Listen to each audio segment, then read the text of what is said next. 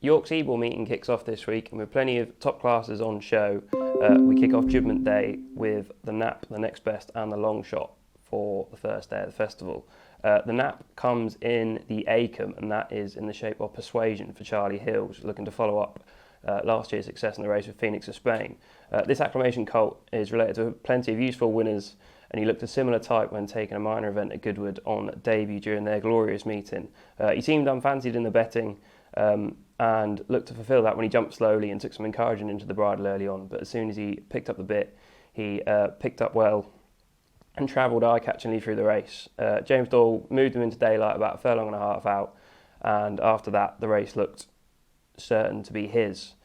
Doyle keeps the ride, and with him on top of our weight-adjusted ratings, he looks to have a strong chance to follow the footsteps of Dutch Connection, who took this race with Charlie Hills after winning the same maiden at Goodwood back in 2014.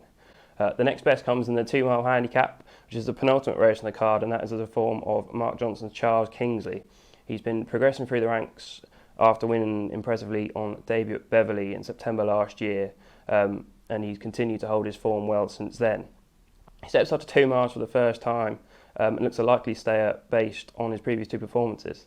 His penultimate start saw him win at Newmarket on over 1 mile and 6 furlongs for the first time when he was trying that trip. He travelled smoothly through the race and was always well positioned to kick clear when Joe Fannin asked him to do so, winning by a length and a half and always looking in control. He then went to Goodwood and finished 5th behind stablemate current Ebor favourite King's Advice in their 1 mile 6 furlong handicap, and the way he ran that day suggested that the 2 miles would be within his range and what he needs now. He was outpaced as the race developed, but was staying on again towards the line to be beaten just under 3.5 lengths.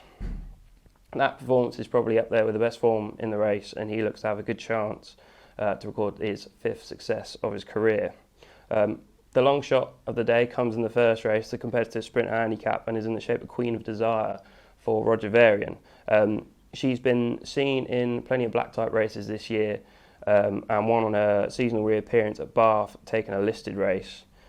She's since bettered that performance when finishing in the places under a penalty up at Ayr, and her last start didn't see it to best effect when finishing 6th at York in group company in a race where they went a strong gallop early on over 6 furlongs, which looked to stretch her stamina. He drops back to 5 here and takes a drop back into handicap company, and though it's promising to be run to suit her, and she is tactically versatile, she can settle in just behind the leaders and use her turn of foot to be challenging near the line. At around 16 to 1, she looks overpriced and has an excellent each way chance of hitting the frame.